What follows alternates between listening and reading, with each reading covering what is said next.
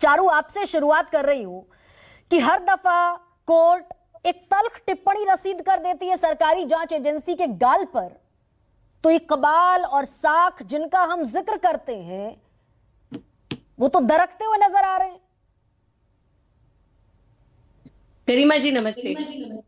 आप देखिए विडंबना विपक्ष की, ये वही विपक्ष है जो 14 पार्टी कांग्रेस के सहित सुप्रीम कोर्ट के पास जाते हैं और कहते हैं कि ईडी और सीबीआई अपनी ताकतों का दुरुपयोग कर रहे हैं नेताओं के खिलाफ, और हम चाहते हैं एक अलग गाइडलाइन बनाई जाए नेताओं को जांचने के लिए। अलग गाइडलाइन चाहिए थी इनको। इन्हें ऐसा लगता था कि जो नेता हैं वो इस देश के सामान्य नागरिकों के ऊपर आते हैं। अलग गाइडलाइन मांगी गई।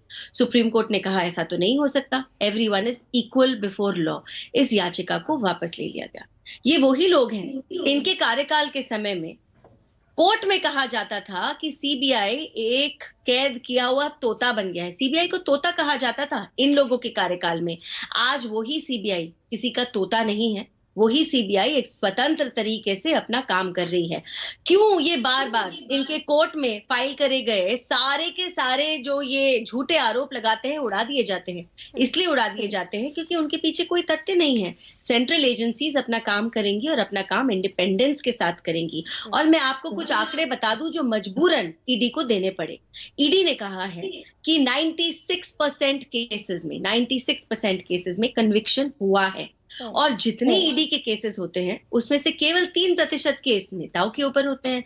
भैया बाकी केसों की तो बात नहीं करते। आप एक ऐसा नैरेटिव रचना चाहते हैं जहां पर आप देश में ये जता रहे हैं, खुल्लम खुल्ला जता रहे हैं, क्योंकि हम किसी पार्टी में बड़े नेता बन गए, बड़े पद पर आ गए, तो हम सामान्य नागरिकों के ऊपर हो गए। इस नैरेटिव को, इस थॉट प्रोसेस को खत्म कर दिया है मोदी सरकार ने। नहीं, लेकिन आज चारू प्रज्ञा, आप सुप्रीम कोर्ट का जिक्र कर रही है। सुप्रीम कोर्ट ने खारिज कर दिया।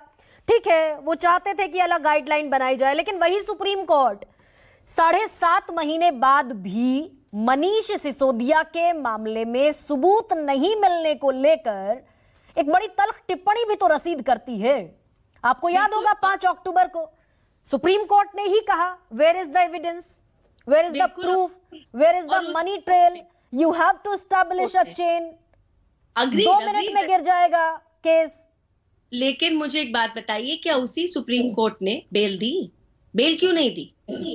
अगर सीबीआई आज सबूतों को इकट्ठा कर रही है, एक जगह एकत्रित कर रही है, दूसरी तरफ कोर्ट ने आज भी इस बात को माना कि इस इंसान को चोरी करने पे, घोटाला करने पे, करप्शन करने पे बेल नहीं मिलनी चाहिए, उसी सुप्रीम कोर्ट ने इस बात को माना है। आप मुझे बताइए कि कुछ ना कुछ ट्रेल तो उन तक जाती होंगी। अच्छा, और अगर जिनको ऐसा लगता है कि रातों रात कोर्ट में केस खत्म हो जाते हैं, तो काश मेरे देश की कानून व्यवस्था आज उतनी रफ्तार से चल रही होती, उसको सही करने में हमें थोड़ा और समय लगेगा।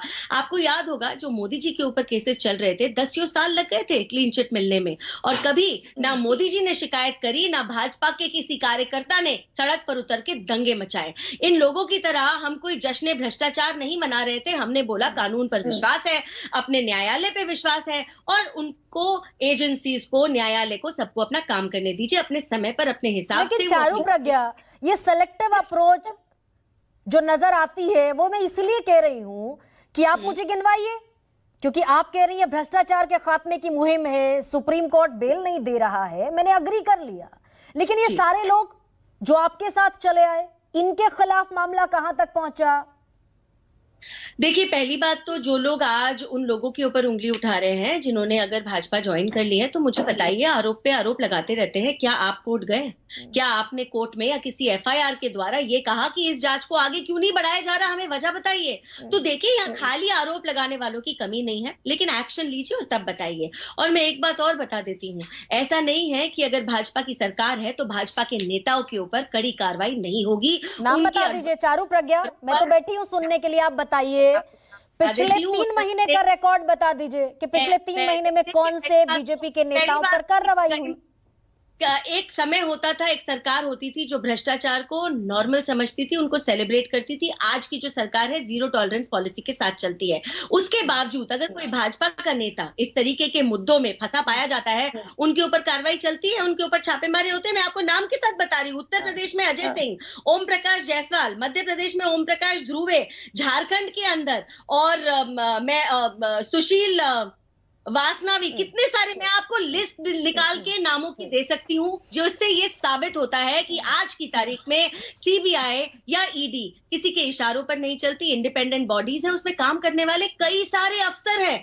आप जब इस तरीके से एक पूरी एजेंसी को, जांच एजेंसी को बदनाम करते हैं, उन सारे अफसरों को बदनाम करते हैं जो बहुत मेहनत से उस नौकरी में आते हैं और दिन रात मेहनत करके अपना काम करते हैं, अपनी देश के चारू प्रज्ञा, क्या ये सच नहीं है? चारू प्रज्ञा, फिर ये भी सच है कि अजीत पवार 2019 में 23 नवंबर को आपके साथ उप मुख्यमंत्री पद की शपथ लेते हैं और 25 नवंबर को एंटी करप्शन ब्यूरो उनके खिलाफ 9 मामले बंद कर देता है। फिर वो सरकार से हट जाते हैं तो 2020 में फिर से उनके खिलाफ ईडी की जांच शुरू हो जाती है। 2020 में ईडी नए सिरे से जांच शुरू कर देती है, फिर वो आपके साथ आ जाते हैं। मई महीने में उनके खिलाफ ईडी की छापेमारी होती है, उनके बेटे के खिलाफ छापेमारी होती है, और अब जब से वो आपके यहाँ है फिर तब से खामोशी है।